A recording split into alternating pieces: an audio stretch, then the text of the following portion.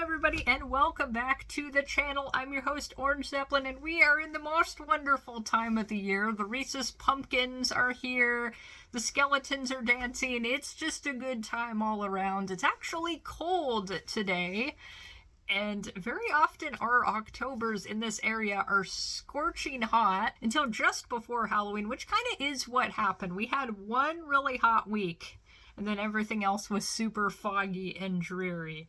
And definitely that was the case down at the anime shop. We were just enshrouded in fog all the time. I'm very ready for Halloween down at the shop. I got a nice Halloween window display with some chalk art up. We're selling the little trick-or-trade packs of Pokemon cards, which I want to give out on Halloween, and then I also gave them out on our town's pre-Halloween event the other day. I've got some little goodie bags also ready for kids in costume.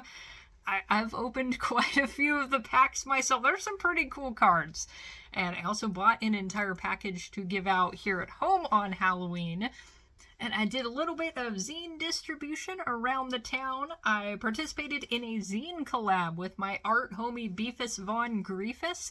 I get a little display set up in the store, just giving out free zines. And I've also been hitting up the little free libraries on my work breaks. So things are going very well at my real job. Let's talk about the art stuff. And most importantly, we kind of need to talk about the elephant in the room because it is October. If you've been following me on social media, you'll already know this year my Inktober kind of sputtered out like a wet fart. Now, it's not for bad reasons. I would say it's for pretty good reasons.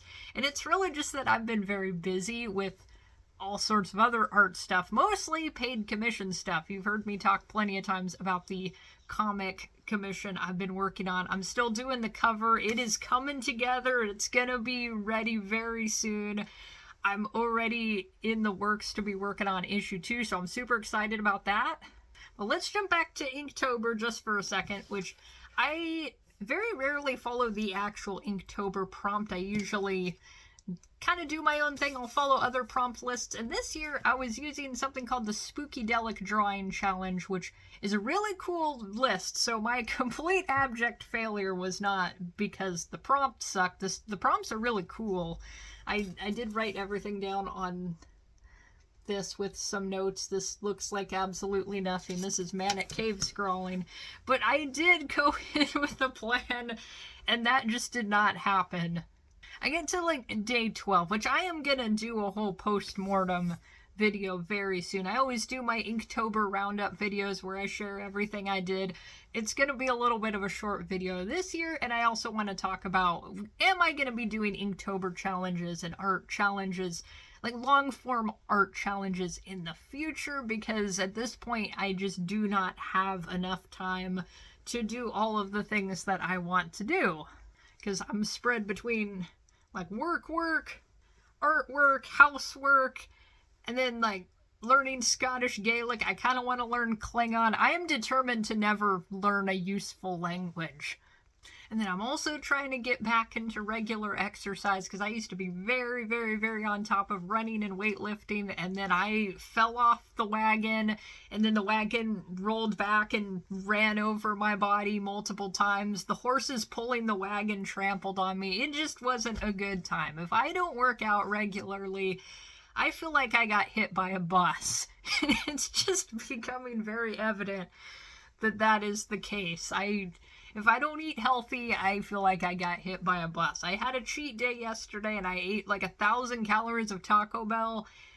Absolutely delicious, zero regrets. Kind of felt like I was gonna die. So, importance of taking care of your body right there. Especially during these holiday months when we're gonna be drowning in Reese's cups, taking in all that delicious sugar. But the point I'm trying to make is, I am trying to do a lot of things at once, and so a big challenge like Inktober it's not gonna be super. I don't have the time to do it anymore, and I'm gonna go over that in my post-mortem video before too long. But on that note, what are some of the other things that I worked on this month? Let's see, I got my video script on my tablet, but I'm gonna pull up real quick. I'm gonna pull up the Samurai Goblin, because the comic's called Samurai Goblin, so you already know it's a good time. I've still got my selected area active, so you can kind of see what's going on. I've got a lot more work to do on the cover. I want to really knock it out of the park on this one. And then one of the other just personal art pieces I did that I'd like to talk about in this video. So you already know about my fangirl obsession with the voice actor Wes Johnson. He even acknowledged me as his creepiest fangirl. I legitimately hope that I am his creepiest fangirl, because otherwise that means that there's actually creepy fangirls that he's dealing with, and I would hope he doesn't have to deal with them. I mean, for goodness sakes, Brent Spiner has, like, restraining orders against some of his fans, because those bitches are crazy. But he just played a Klingon in a Star Trek fan film called Farragut Forward. It's really, really well made. It looks like one of the 80s era Star Trek movies. It is a very well made production. And Wes is a badass Klingon. And in my Trekkie days, which were back in high school, I was all into Klingons. That surprises absolutely nobody, considering how I'm all obsessed with orcs now. And Klingons, it's like space orcs. They're awesome. So I drew his character. His character's name is Valal, giving a hearty hapla. And then I did another sketch of the character, kind of a preliminary warm-up sketch. I guess it could be interpreted as kind of thirsty had I not included the batleth. I don't know. It's probably more threatening than thirsty.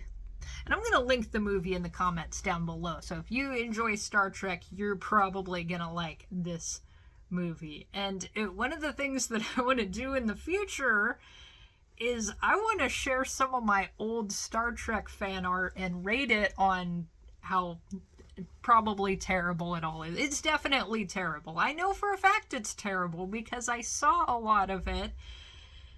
Because one of the other things I decided this month is to organize all of my art, and I really do mean all of it. I didn't actually realize what I was getting into until I had already been organizing for about 8 hours. So basically, all of my drawings and sketches, things from my old sketchbooks that I got rid of for space reasons, but just like kept some things out of various middle school and high school art that I haven't set on fire. All of my recent stuff, I had them spread out over 6 binders that were almost all just bursting at the seams. I've got this old thrashed scrapbook also that I've put little things in. This a couple of them, it was also comic stuff, and that's actually what I was anticipating was going to be the worst thing to organize, and surprisingly it wasn't. My comics were pretty well in order. The only problem is that it ended up being about 22 years of work. This was an emotional ordeal to go through everything.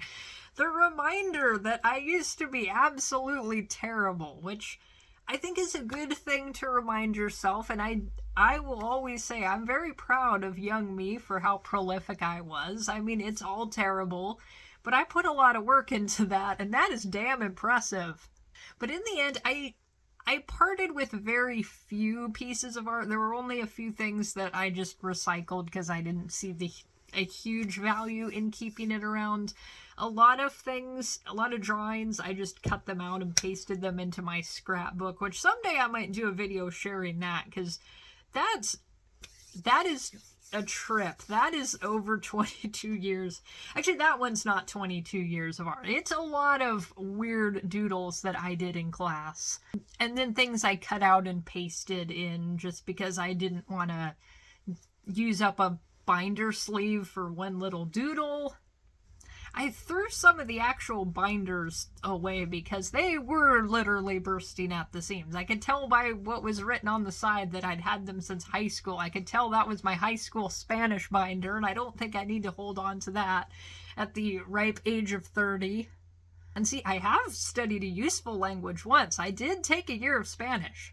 It's all since fallen out of my brain and been replaced with Scottish Gaelic profanity. But anyway, on the topic of emotional ordeals relating to art, I did also reorganize my DeviantArt account. It had been organized for my own convenience before. Basically, I had all of my galleries labeled by the year that I had made each piece, which is useful to absolutely nobody except me, because I'm going to remember what year I made something. If you're looking through my DeviantArt, that's going to be completely meaningless. So what I did is I changed all the galleries to be organized by the media I used, which that is also a little bit complicated because I am the mixed media maven. I kind of just throw the whole toolbox at everything. So there's a lot of pieces where it was hard to decide, should I categorize this as a drawing or should I categorize this as a painting or marker or anything. I have drawings, markers, all that stuff in one category, and then I have a painting category. It crosses over. I decided if paint was the predominant media used, I'm going to put it in the painting folder, and I'm going to put in a little screen capture of how my gallery is organized so you can see what's going on there. And you could also just look through the featured folder, which is where I put all of my best stuff. If you want to just get completely bombarded, if you want to get lost in the sea of art, you just hit all and it will throw all 800 or so pieces. It might be less than 800. I did delete a lot of crappy old stuff. I always have a hard time letting go of things. My DeviantArt has at various points had over 1,000 images, and I don't think anybody wants to look through that. I don't want to look through all of that, and if I don't want to look through that, neither do you. So it needs to be pared down. I feel like there's a lot of stuff that still needs to be deleted. I've had that DeviantArt account since I was 14, so that just tells you the black hole that it has been at times. And I have at multiple times just nuked a ton of things. So it's not like I was organizing everything I've ever posted since I was 14, because I would literally go insane. But I'm at this point where I'll look back at art I made 5 years ago and think, that sucks. Nobody wants to see that. Well, I mean, maybe people do want to see it, but I think it sucks. I feel like 2016 is when I started actually making kind of more interesting things. I was like, all right, this is looking like me. I've found my groove. And then maybe it was like 2018 is when I really started cooking, and then 2020 is when I just took off. That's where things actually do start looking pretty good. I really do feel like it's not that long ago that I started making actually good art. I also changed up my Patreon. So I have all of my comics posted in batches, so they're going to be super easy to navigate. And I also have some Patreon exclusive stuff. I think right now I have everything paywalled, but I'm going to change that. I'm going to put in a little bit of footage so you can see what's going on. As of right now, it is paywalled, but I think I'm just going to unpaywall anything that's also on DeviantArt, which you can read a bunch of my comics for free on DeviantArt. It's just they're not as easy. The pages aren't as easy to navigate as they will be on Patreon. So I'm probably going to make that change before the video even goes up. So if you want to read all of Whoa Awesome Space Babe, God help you, because the first issues aren't very good. I start cooking at about issue 3. Just like 3, 4, 5, and 6. Just read those ones. Those are the good ones. And then I have all the Brain Fart comics posted on Patreon. I have some Gobliterated content. If you've been watching the channel for a while, you remember Gobliterated is my comic strip about metalhead goblins, and that used to run in it was called Hail Yourself Metal Zine. It was like a very well produced zine. That was the origins of Gobliterated. And then Gobliterated has also appeared in Feral Comics, so I have the pages that went in Feral Comics. I have most of the Gobliterated strips on DeviantArt. I didn't put them on Patreon because it just, I don't know, it felt a little too cumbersome. And the payment option is like, it is $1, one singular dollar, if you want to support the channel. I feel like I did more and then just forgot. This whole month just went by really fast, so I'm kind of not remembering what I did, what was from previous months. I probably am forgetting quite a few things, but what's next after this? What am I going to be doing in November? Basically a lot of video making, like a lot of things. Like, holy crap. I'm planning something very big. I think I already mentioned in a previous vlog that the 12 Days of Comicsmas is going to be coming back, and this time I'm actually going to be doing it with Fallout for Hope, which is raising money to support St. Jude's, and they just knocked it out of the park with a big Fallout Day event, and I don't remember how much money they've already raised, but it's pretty nuts. But I'm going to be doing my 12 Days of Comicsmas. I've got a video. I feel like I have given a teaser of this already. Maybe. I don't remember. But I'm doing a coloring book video.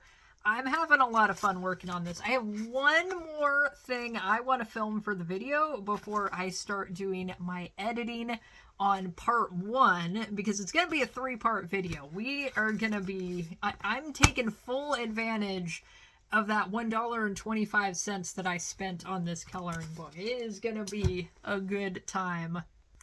But on that note, I am going to wrap it up here, get some stuff done. I actually have a jack-o'-lantern I need to carve in basically the next 2 days, so it'll be ready for Halloween. But thank you all so much for watching, and I hope you have a very safe and fun Halloween, and I will see you in the next video.